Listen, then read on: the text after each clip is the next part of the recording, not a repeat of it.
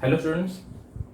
तो आज हम अपना नया टॉपिक स्टार्ट करने जा रहे हैं। ठीक है, बहुत ही इंटरेस्टिंग टॉपिक है और इसके काफ़ी सारे पार्ट्स है। वो तुम लोग केमिस्ट्री के अंदर जब तुम लोगों ने 11th के अंदर एटॉमिक स्ट्रक्चर पढ़ा था, ठीक है, स्टार्टिंग में ही, तो उसके अंदर पढ़ चुके होंगे। ठीक है, और तुम लोग काफ़ी मज़ा आएगा इस चैप्टर के अंदर क्योंकि काफ़ी इंटरेस्टिंग है।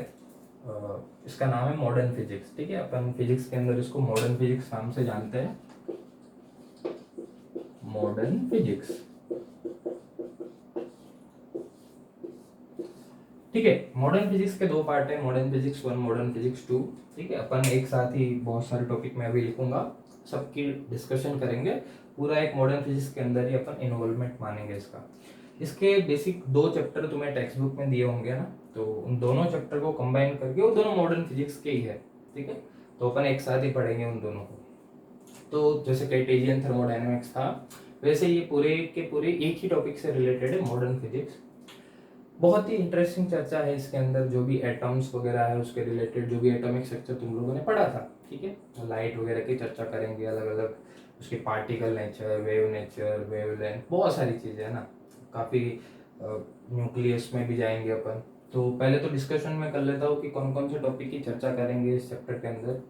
ठीक है, तो मॉडर्न फिजिक्स स्टार्ट करने से पहले मैं थोड़ा बहुत इंट्रोडक्शन दूंगा, उसके बाद अपन पढ़ेंगे photo electric effect. Photo electric effect, ठीक है, ये हो सकता है तुम लोगों ने केमिस्ट्री के अंदर पढ़ा होगा। ठीक है, केमिस्ट्री के अंदर फोटो इलेक्ट्रिक इफेक्ट होगा। ठीक है, 11th के अंदर पढ़ा होगा, नहीं पढ़ा होगा तो अपन पढ़ लेंगे। फोटो इलेक्ट्रिक इफेक्ट के बाद अपन पढ़ेंगे मैटर वेव्स। मैटर वेव्स, ठीक है, जहां तक मुझे याद है मैटर वेव्स भी आता है केमिस्ट्री के अंदर। ड्यूल नेचर ऑफ लाइट अगर पता हो तो थोड़ा बहुत है ना, मैटर वेव्स। फिर उसके बाद अपन पढ़ेंगे एटॉमिक स्ट्रक्चर। एटॉमिक स्ट्रक्चर तो याद होगा, स्ट्रक्चर, एटॉमिक स्ट्रक्चर। ठीक है, इसके अंदर तुम लोगों ने अलग अलग टाइप के एटॉमिक मॉडल की चर्चा करी होगी। ठीक है, थॉमसन का एटॉमिक मॉडल, फिर उसके बाद रदरफोर्ड का एक्सपेरिमेंट जो भी था गोल्डफॉइल का, उसके बाद बोस एटॉमिक मॉडल। ठीक है, बहुत सारी चर्चा तुम लोगों ने की होगी एटॉमिक स्ट्रक्चर के अंदर। सारी चर्चा हम यहाँ वापस करने वाले हैं। ठीक है, दोनों में एक सेम कॉमन टॉपिक है, हम फिजिक्स के पॉइंट ऑफ व्यू से सारी चीजें पढ़ेंगे। एटॉमिक स्ट्रक्चर, उसके बाद हम थोड़ी बहुत चर्चा करेंगे एक्सरेज की। ठीक है, एक्सरेज की थोड़ी बहुत चर्चा है, अपने एंट्रेंस पॉइंट ऑफ व्यू से इंपॉर्टेंट है एक्सरे, एक सवाल आता है उससे। ठीक है, ये चैप्टर जो देखो, ये मॉडर्न फिजिक्स ऐसा चैप्टर है, जेईई नीट वगैरह है, उसके अंदर इससे 3-4 सवाल पक्के हैं, दो तो 100%। ठीक है, 3-4, कभी कभी तो 6-7 सवाल भी आ जाते हैं जेईई नीट के पेपर में। ठीक है, बड़ा काफी टॉपिक है और इस चैप्टर में बहुत ही सारी चीजें हैं पूछने लायक, कॉन्सेप्चुअल बहुत सारी चीजें हैं और बहुत ही मजा आएगा और आसानी होती है। तो मॉडर्न फिजिक्स से जो भी सवाल आए गलत नहीं होना चाहिए। ठीक है, लेक्चर अच्छे से देखो, अच्छे से सवाल सॉल्व करो, मैं गारंटी देता हूँ कि एक भी सवाल छूटेगा नहीं, कहीं से भी सवाल उठा के पटक दे, हो जाएगा, है ना। अच्छे से ध्यान देना, टाइम से सॉल्व कर लेना सब। बाकी इससे 2 से 3 सवाल आते हैं, कभी कभी बोल दो रहा 5 भी सवाल आए हुए, 6-7 भी आए हुए। आप प्रीवियस, मैं झूठ नहीं बोल रहा, प्रीवियस ईयर में देख लेना। ठीक है, प्रीवियस ईयर में देख लेना, कभी कभी तो 2017 पे इतने सारे सवाल, 18 पे इतने सवाल। ठीक है, लगातार बहुत सारे सवाल आते हैं पूरे टॉपिक पे, तो अच्छे से पढ़ना है इसको। इस चैप्टर के एक भी सवाल जाने नहीं चाहिए क्योंकि केमिस्ट्री में भी आता है, फिजिक्स में भी आता है, तो बहुत आसान पड़ेगा तुम्हें और इंटरेस्टिंग है, तो थोड़ा ध्यान दोगे तो और मजा आएगा। एक्सरे के बाद अपन पढ़ेंगे न्यूक्लियर फिजिक्स। ठीक है, इसके अंदर अपन थोड़ा न्यूक्लियस के बारे में चर्चा करेंगे, एनर्जी वगैरह। ठीक है, न्यूक्लियर एनर्जी वगैरह। फिर उसके बाद nuclear fission, fusion, nuclear reactor. ठीक है, उसकी थोड़ी बहुत चर्चा, थियोरेटिकल पार्ट है वो पूरा। न्यूक्लियर रिएक्टर वगैरह तो तुम लोगों ने 10th में पढ़ा होगा। ठीक है, न्यूक्लियर फिजन, फ्यूजन की थोड़ी बहुत चर्चा, इंट्रोडक्शन जैसा है इसमें, अपन पढ़ेंगे उसको। बाइंडिंग एनर्जी वगैरह बहुत सारी चीजें आएगी, न्यूक्लियस से रिलेटेड सारी बातें, न्यूक्लियर फिजिक्स। और उसके बाद अपन पढ़ेंगे रेडियो एक्टिविटी। रेडियो एक्टिविटी भी सुना होगा तुम लोगों ने। ठीक है, रेडियो एक्टिविटी जो केमिस्ट्री के अंदर केमिकल काइनेटिक्स चैप्टर था, उसके अंदर फर्स्ट ऑर्डर रिएक्शन जो आता है वो पूरे का पूरा यही है। रेडियो एक्टिविटी जो है वो फर्स्ट ऑर्डर रिएक्शन ही है। ठीक है, तो इक्वेशंस के अंदर जो भी बनेगी वो वही होगी, तो बहुत ही आसान पड़ेगा तुम लोगों को, तो यही वो वाला पार्ट हो गया। ठीक है, तो ये सारे टॉपिक्स की चर्चा करेंगे। तो पहले तो थोड़ा बहुत अपन इंट्रोडक्शन पे जाते हैं, है ना। तो सबसे पहले जब भी ये देखो, ये एक ऐसा टॉपिक है, इसके ऊपर अभी भी रिसर्च चल रही है, ठीक है। जो भी आइंस्टाइन वगैरह थे वो लोग भी रिसर्च कर रहे थे, कुछ थियरी सही हुई, कुछ थियरी गलत हुई, ठीक है। बहुत सारे साइंटिस्ट ने थियरी दी, कभी वो गलत होती है, कोई नई थियरी देता है तो वो गलत होती है, पुरानी गलत हो जाती है, ठीक है। तो इसके अंदर अभी तक नहीं पता अपन को कि कितना सही है और कितना गलत है। हमें जो चीज़ें काम की है अपने सिलेबस के, हम वो पढ़ेंगे, ठीक है, अच्छे से। फिर इसमें कंफ्यूजन ज़्यादा क्रिएट नहीं करना है, क्योंकि इसके अंदर अपन को ही नहीं पता कि कितनी स्टडी हो रखी है, ठीक है। जितना अपन को रिलेटेड है अपन उतना पढ़ेंगे, क्योंकि हो सकता है कि भाई कुछ सालों बाद पता चले कि ये सब तो गलत था, ठीक है, ऐसा भी हो सकता है। हर एक थियरी है, फिर उसके बाद उसके लिमिटेशंस भी है, ठीक है, ऐसी सारी चीज़ें हैं। तो सबसे पहले अपन बेसिक डिस्कशन पे जाते हैं। सबसे पहले मैं बात करता हूँ लाइट की, है ना। लाइट की बात करते हैं अपन, स्टार्ट वहीं से होगा। लाइट, रे ऑप्टिक्स के अंदर अपन लाइट की चर्चा कर चुके हैं ऑलरेडी, है ना। रे ऑप्टिक्स पढ़ा होगा तो उसमें लाइट वगैरह की चर्चा करेंगे। तो सबसे पहले जो लाइट है उसके बारे में डिस्कशन हुआ कि लाइट है उसका नेचर क्या है, ठीक है। लाइट जो है वो किस टाइप का नेचर शो करता है। तो सबसे पहले न्यूटन, साइंटिस्ट न्यूटन है अपने, वो आए, ठीक है। तो सब ये सोचने लगे कि लाइट जो है वो किससे बनी है, ठीक है। मतलब लाइट अपन को दिखती है, वो बनी किससे है, मतलब कुछ तो होगा उसके अंदर कि वो एग्जिस्ट करती है, ठीक है। इसके ऐसा क्या है उसके अंदर। तो न्यूटन ने ऐसा बोला कि ये जो लाइट है वो पार्टिकल्स से बने हुए हैं, वो एक स्मॉल टाइनी पार्टिकल्स, वो सारी अपन बातें लिखेंगे। अपन पहले स्टोरी सुन लेते हैं, पूरा ओवरव्यू, कि ये जो भी लाइट है वो टाइनी पार्टिकल्स से बनी हुई है, ठीक है। ऐसा न्यूटन सर ने बोला कि भाई light is made up of small tiny particles, ठीक है। उसको उन्होंने नाम दे दिया कॉर्पस्क्यूल्स, ठीक है। उसको अपन न्यूटन्स कॉर्पस्क्यूलर थ्योरी बोलेंगे, ठीक है। नाम के लिए याद रखना है, क्योंकि इस चैप्टर में बहुत सारी अच्छी अच्छी चीजें पूछने के लिए, अपन को बस समझने के लिए देखना है। तो उन्होंने ऐसा बोला कि लाइट है, it is made up of small tiny particles, मतलब उन्होंने ऐसा बोला कि light is made up of particle, बस इतना याद रखना है, ठीक है। और ये जो सारे पार्टिकल्स है वो स्ट्रेट लाइन में ट्रैवल करते हैं, ठीक है। लाइट देखी होगी वो ऐसे सीधी जाती है, ऐसे देखने पे। तो उन्होंने ऐसा बोला कि लाइट है वो छोटे छोटे पार्टिकल से बनी हुई है, उस पार्टिकल का नाम दे दिया कॉर्पस्क्यूल्स, ठीक है। तो उसको न्यूटन्स कॉर्पस्क्यूलर थियरी नाम से जानते हैं। तो उन्होंने ऐसा बोला कि लाइट जो है वो पार्टिकल नेचर शो करती है, मतलब light is made up of particle, ऐसा न्यूटन ने बोला। फिर उसके बाद थोड़ा टाइम गया, तो उसके बाद अपने हाइजीन आए, साइंटिस्ट हाइजीन जो है, इसके बारे में हाइजीन के अलग अलग प्रिंसिपल्स है। वो अपन वेव ऑप्टिक्स जो चैप्टर है तुम्हारा 12th में ही है, तो उसके अंदर हाइजीन प्रिंसिपल वगैरह आते हैं, ठीक है। तो हाइजीन सर आए, उन्होंने ऐसा बोला कि उन्होंने काफ़ी सारे एक्सपेरिमेंट किए लाइट से रिलेटेड, और उन्होंने ये कंक्लूजन पे आए कि लाइट जो है वो वेव नेचर शो करती है, उन्होंने ऐसा बोल दिया, ठीक है, कि वो पार्टिकल नहीं है, वो वेव है। वो उन्होंने वेव नेचर प्रूव कर दिया कि ये वेव नेचर है, ऐसा बोला। फिर उसके बाद थोड़ा टाइम गया, उसके बाद मैक्सवेल सर आए। मैक्सवेल ने इलेक्ट्रोमैग्नेटिक वेव थियरी दी, ठीक है। उसके बाद आई इलेक्ट्रोमैग्नेटिक वेव थियरी। तो उन्होंने बोला कि भाई लाइट जो है वो वेव है, उन्होंने भी सपोर्ट किया कि भाई लाइट जो है वो वेव नेचर शो करती है ना। ये हुआ।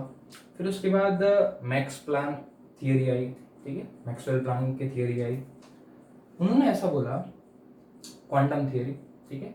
उन्होंने ऐसा बोला कि लाइट जो है वो पार्टिकल है, ठीक है, वो पार्टिकल नेचर शो करती है। तो ये बड़े साइंटिस्ट थे, कोई बोल रहा है कि वो वेव है, कोई बोल रहा है कि वो पार्टिकल नेचर शो करता है ना।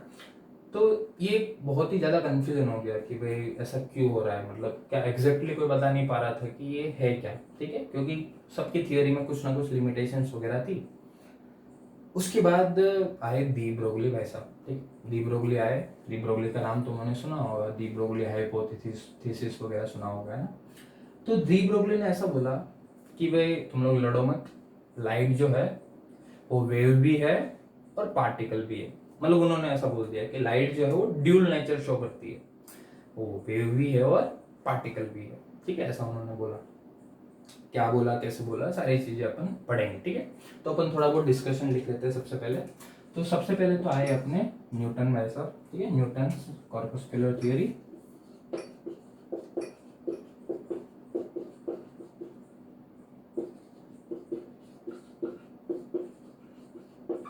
न्यूटन कॉर्पस्कुलर थियरी, ठीक है। इन्होंने क्या बोला कि भाई light is made up of small tiny particles which travels in a straight line, ठीक है, ऐसा उन्होंने बोला। मतलब उनके हिसाब से, इस थियरी के हिसाब से लाइट शोज पार्टिकल नेचर, ठीक है। उन्होंने कुछ कुछ पॉइंट्स बोले कि भाई लाइट जो है वो पार्टिकल नेचर शो करती है, न्यूटन कॉर्पस्कुलर थियरी।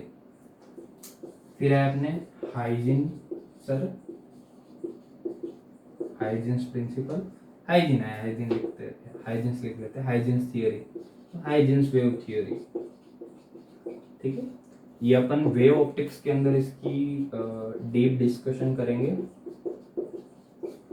ठीक है। उन्होंने ऐसा बोला कि हाइजीन ने ऐसा बोला कि बहुत सारे एक्सपेरिमेंट क्या है ना वेव ऑप्टिक्स के अंदर पढ़ोगे कि ये कैसे वेव नेचर शो करती है। तो उन्होंने ऐसा बोला कि लाइट शोज वेव नेचर, ठीक है। मतलब उन्होंने लाइट के वेव नेचर को सपोर्ट किया। उन्होंने ऐसा बोला कि लाइट पार्टिकल नहीं है, लाइट वेव है, ऐसा बोला अपने हाइजीन सर ने, ठीक है। चलो लिखते जाना, ठीक है। उसके बाद न्यूटन हो गए, हाइजीन सर हो गए, उसके बाद आया मैक्सवेल। मैक्सवेल आए तो इसको अपन बोलते हैं Maxwell's electromagnetic wave theory. Maxwell's electromagnetic wave theory, यहां से पता ही चल रहा है कि वो कौन सा नेचर को सपोर्ट करते होंगे। तो इन्होंने ऐसा बोला कि लाइट इज वेव, मतलब ऐसा बोल सकते हो कि Maxwell's electromagnetic wave theory supports wave nature of light, ठीक है। उन्होंने वेव नेचर ऑफ लाइट को सपोर्ट किया, ये हुआ। उसके बाद एक और थियरी आई जिसको अपन बोलते हैं मैक्स प्लैंक क्वांटम थियरी, ठीक है। प्लैंक तो सुना होगा, प्लैंक्स कांस्टेंट वगैरह है ना। तो उन्होंने ऐसा बोला कि लाइट, या तो ऐसे लिख लेते हैं अपन, it supports particle nature of light, ठीक है। देखो बहुत सारे कॉन्ट्रडिक्शन हो गए, न्यूटन ने ऐसा बोला वो पार्टिकल है, उसके बाद हाइजीन ने ऐसा बोला वेव है, मैक्सवेल्स इलेक्ट्रोमैग्नेटिक वेव थ्योरी ने ऐसा बोला कि वो वेव है, उसके बाद मैक्स प्लैंक की क्वांटम थियरी आई, उन्होंने ऐसा बोला कि वो क्या है, पार्टिकल नेचर शो कर रहा है, ठीक है। तो ये सारी चीजें हो गई। उसके बाद ये सारी जब चर्चा चल रही थी, उसके बाद अपने आए साइंटिस्ट डी ब्रोगली।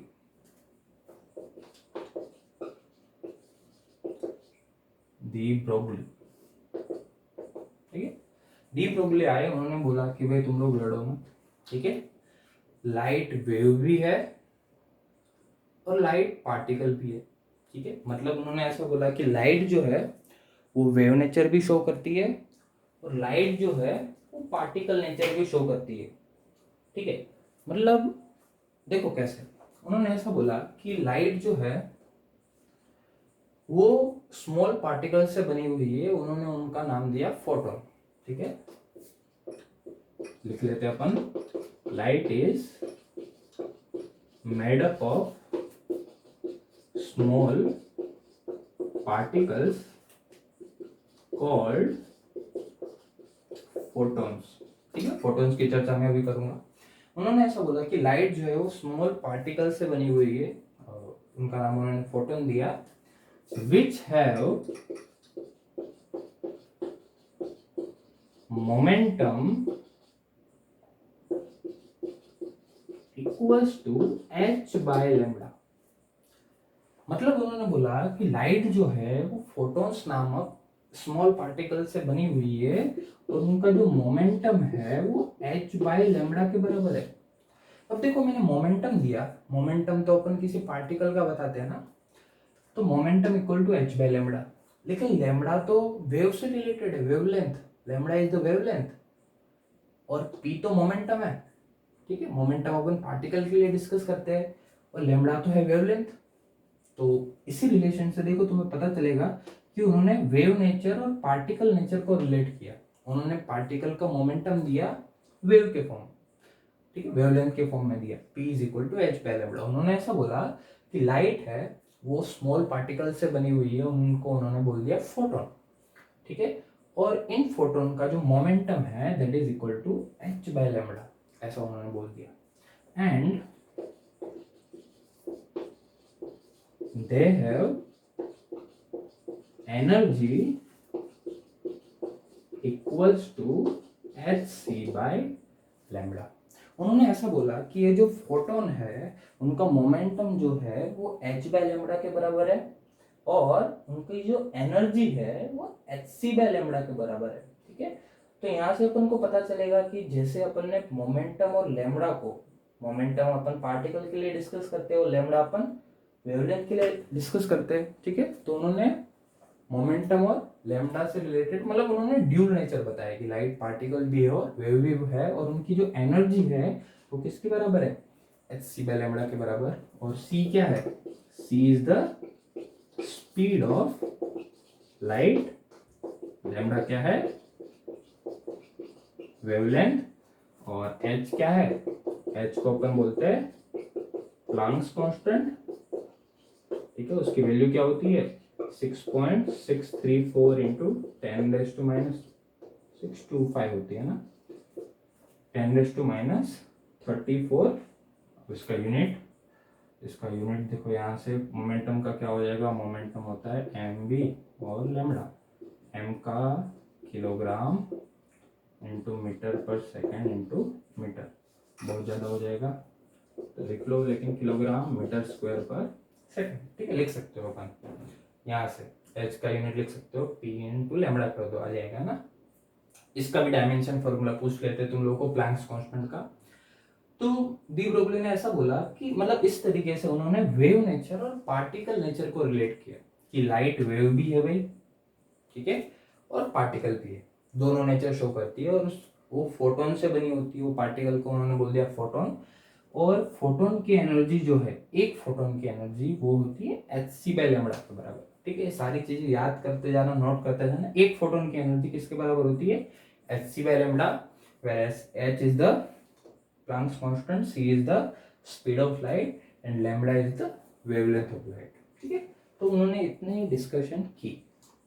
अब अपन थोड़ा और डिस्कशन करते हैं। ठीक है, उन्होंने इतना बता दिया।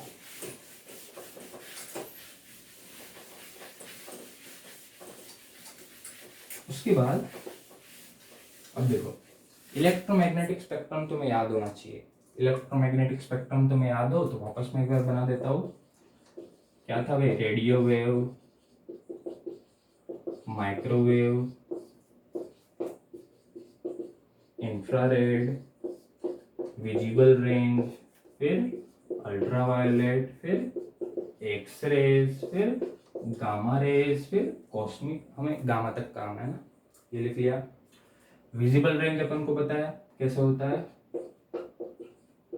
विबग्योर भाई, मैंने रेडिएशन के अंदर एक बहुत बार ये इलेक्ट्रोमैग्नेटिक स्पेक्ट्रम लिखवाया है। ठीक है, तो यहां से यहाँ जाते हैं अपन, तो टेम्परेचर बढ़ता है, याद हो तो। ठीक है, टेम्परेचर बढ़ता है, एनर्जी भी बढ़ती है, फ्रीक्वेंसी भी बढ़ती है, वेवलेंथ कम होती है। ये सारी चीजें पता होनी चाहिए। रेड और वायलेट की वेवलेंथ में किसकी वेवलेंथ ज्यादा होती है, रेड की वेवलेंथ सबसे ज्यादा होती है, वायलेट की कम होती है, क्योंकि यहाँ से यहाँ जाते हैं। ठीक है, तो वेवलेंथ क्या होती है, घटती है, फ्रीक्वेंसी वायलेट की ज्यादा होती है, रेड की कम होती है। ठीक है, तो ये सारी चीजें अपन ऑलरेडी पढ़ चुके हैं। इलेक्ट्रोमैग्नेटिक स्पेक्ट्रम की बात अपन करते हैं। ठीक है, फिर अपन को पता है v इज इक्वल टू होता है वो एफ लेमडा के बराबर होता है, v is the speed of the wave, v is equal to F lambda, ठीक है। v is equal to F lambda है, और यहाँ पर तो अपन जो स्पीड है, लाइट की बात कर रहे हैं ना, तो लाइट की स्पीड को c के बराबर लिख लो, c इक्वल टू क्या है एफ लेमडा। तो देखो f इक्वल टू क्या हो जाएगा c by lambda, f is the frequency है ना, c बाय लेमडा। तो जो एनर्जी ऑफ वन फोटोन बोला था, वन फोटोन, वो क्या बोला था H C by lambda.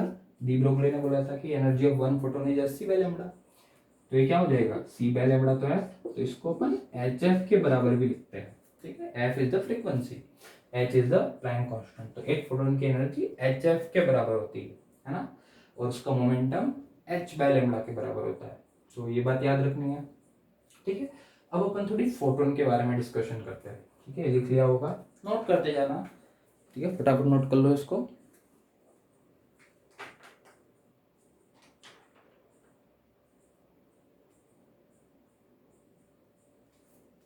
Photon की चर्चा करते हैं।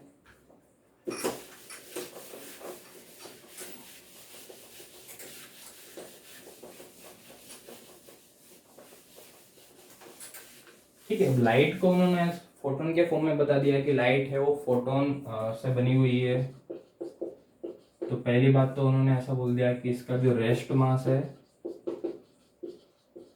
वो क्या होता है 0, ठीक है, क्योंकि अपन को पता है फॉर्मूला मैंने बोला था इलेक्ट्रोस्टैटिक में m is equal to M naught divide by 1 minus V square by C square, ठीक है, आइंस्टाइन का फॉर्मूला है। अपन इसमें ज्यादा जाते नहीं है, देखो v की वैल्यू c के बराबर हो जाएगी, ठीक है, m नॉट इसको इधर ले जाओ तो m इंटू 0, तो रेस्ट मास क्या हो जाएगा 0, ठीक है। तो वैसे भी देखो लाइट को अपन अगर मान लो कि रोक दे अपन, ये रोक तो नहीं सकते, मान लो रोक दे तो उसका मास अपन नहीं निकाल सकते है ना, तो बोल दिया कि रेस्ट मास इसका क्या है 0, ठीक है। उसकी स्पीड क्या है c के बराबर 3 इंटू 10⁸ मीटर पर सेकेंड, ठीक है। मतलब वो लाइट है वही तो फोटोन के फॉर्म में है, क्या मतलब फोटोन है वही तो लाइट है, वही तो बोला कि light is made up of small particles called photon. तो लाइट की स्पीड अगर ये है तो फोटोन की स्पीड भी यही है, ठीक है। फिर उसके बाद there is no such thing as photon conservation, ठीक है, no such thing as photon conservation,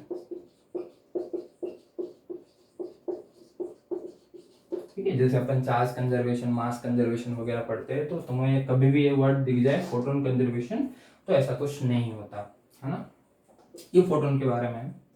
फिर उसके बाद ये जो फोटोन है उसको हम चार्ज नहीं कर सकते, ठीक है, फोटोन पार्टिकल्स है उसको दे कैन नॉट बी चार्ज, उनको चार्ज नहीं कर सकते, एंड लिख लेते हैं दे कांट बी चार्ज, उनको चार्ज नहीं कर सकते, और वो इलेक्ट्रिक या मैग्नेटिक किसी भी फील्ड से वो डेविएट नहीं होते, ठीक है। तो अपन ऐसा भी बोल सकते हैं they can not be deflected by, ठीक है, मतलब they can not be deflected by electric field और मैग्नेटिक फील्ड। ये जो फोटोन है लिख लो they can't be deflected by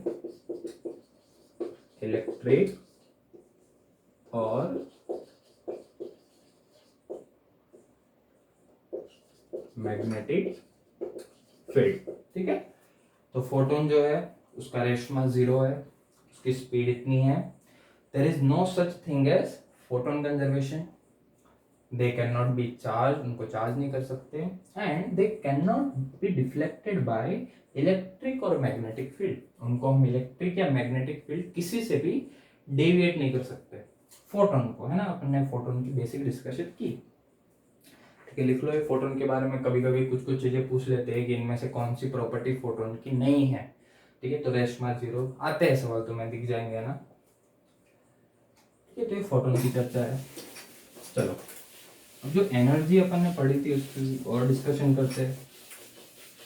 energy थी एच सी बाय लैम्डा। पहली बात, एनर्जी जो है उसका हम एक और यूनिट अपन पढ़ेंगे यहाँ पर, ठीक है। अपन को एनर्जी पता है, एनर्जी अपन किस में मेजर करते हैं जूल में। यहाँ पर अपन इलेक्ट्रॉन वोल्ट भी पढ़ेंगे। इलेक्ट्रॉन वोल्ट भी एनर्जी का यूनिट है, ठीक है। तुम लोगों को मैंने इलेक्ट्रॉन गन पढ़ाया था, magnetic effect of electric current के अंदर इलेक्ट्रॉन गन नाम की चर्चा करी थी, ठीक है। तो इलेक्ट्रॉन गन के अंदर मैंने बोला था कि इलेक्ट्रॉन को किसी भी वोल्टेज से जब एक्सेलरेट करते हैं तो उसकी जो एनर्जी होती है वो इलेक्ट्रॉन वोल्ट में अपन दिखाते हैं, ठीक है। अगर मैं बोलूँ 1 इलेक्ट्रॉन वोल्ट, तो 1 इलेक्ट्रॉन वोल्ट का क्या मतलब है, if electron is accelerated by 1 volt, then its energy is 1 electron volt, ठीक है। उसकी एनर्जी कितनी होती है, 1 इलेक्ट्रॉन वोल्ट, ठीक है। अगर तुम लोगों ने पढ़ा होगा W is equal to V Q, यही तो था, W is equal to V Q. तो Q की वैल्यू तो इलेक्ट्रॉन है, तो E उसका चार्ज और V कितना है 1। तो अगर मैं किसी इलेक्ट्रॉन को 1 वोल्ट से चार्ज करूं, मतलब एनर्जी दूं, ठीक है, 1 वोल्ट से एक्सेलरेट करो, तो उसकी जो एनर्जी होगी वो किसके बराबर होगी, 1 इलेक्ट्रॉन वोल्ट। तो 1 इलेक्ट्रॉन वोल्ट को जूल में कैसे लिख सकते हैं, 1 इलेक्ट्रॉन वोल्ट मतलब इतनी एनर्जी, ठीक है। V की वैल्यू तो 1 है और Q की वैल्यू E है, और E की वैल्यू होती है 1.6 × 10⁻⁻19 जूल, ठीक है। तो ये इलेक्ट्रॉन वोल्ट और जूल का रिलेशन है। जूल बड़ा यूनिट है, ऑब्वियसली बात है, ठीक है। तो इलेक्ट्रॉन वोल्ट और जूल का रिलेशन है, ठीक है। तो अपन को इतनी बात याद रखनी है कि भाई एनर्जी के अपन इलेक्ट्रॉन वोल्ट की ज्यादा चर्चा करेंगे इस चैप्टर में, ठीक है। इलेक्ट्रॉन वोल्ट से रिलेटेड एनर्जी काफी मिलेगी। तो 1 इलेक्ट्रॉन वोल्ट का मतलब होता है कि if electron is accelerated by 1 volt, तो उसकी जो एनर्जी होती है वो होती है 1 इलेक्ट्रॉन वोल्ट के बराबर। और यहाँ से देखो 1 जूल इक्वल टू क्या आ जाएगा, 1 जूल इक्वल टू 1 बाई, इसको नीचे ले जाओ, 1.6 × 10⁻⁻19 इलेक्ट्रॉन वोल्ट, ठीक है। ये जूल और इलेक्ट्रॉन वोल्ट का कन्वर्जन है, ठीक है। लिख लो पहले तो इसको,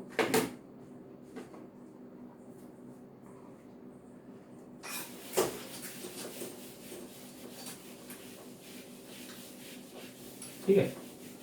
अब देखो हमने पढ़ा कि एक फोटोन जो है उसकी एनर्जी किसके बराबर होती है, hc बाय लैम्बडा के बराबर। अब इसी फॉर्मूले को थोड़ा और अच्छा लिखते हैं, hc बाय लैम्बडा के बराबर। तो थोड़ी वैल्यू पुट कर देते हैं।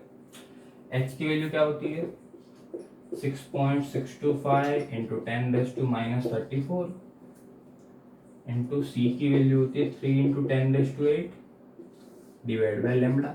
अब देखो सारे यूनिट मैंने SI में रखे हैं, तो लैम्बडा अभी यहाँ पर किस में है, मीटर में, ठीक है। मैंने साइड में लिख लिया मीटर में ताकि कंफ्यूजन ना हो, मीटर में है, ठीक है।